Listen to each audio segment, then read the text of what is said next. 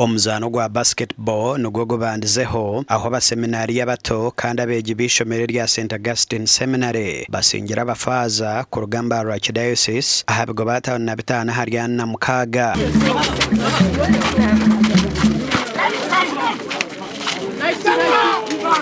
Aba beetabire n'omumuzaano gwa volleyball aho abeegi basingira abafaaza aha bugoba bushatu hari 0.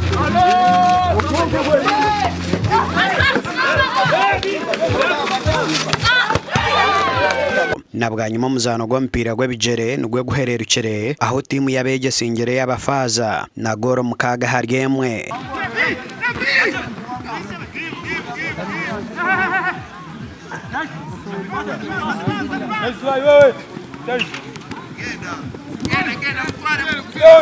Emizaano egi ebaire etebekanisiibwe ab'MBARARA Archdiocese okutabaarusya tiimu y'ishomero eya St Augustine ey'omupiira gw'ebigyere hamwe n'eya volleyball ezakozire kurungi omu mizaano y'ihanga ryona.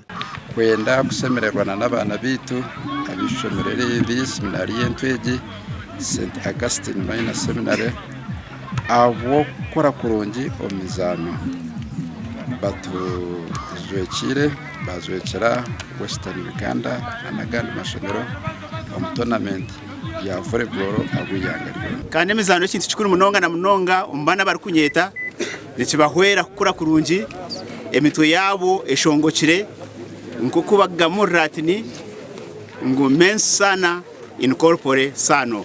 Aha twakina omuzaano hagati y'abeegi n'abafaaza. Twanzaana omuzaano gw'ensero yokweta basketball mu Rujungu. Abeegi twabasa kuteera abafaaza baskets ninga points esta kwasa kubaron points 5 bafaaza bene points 46.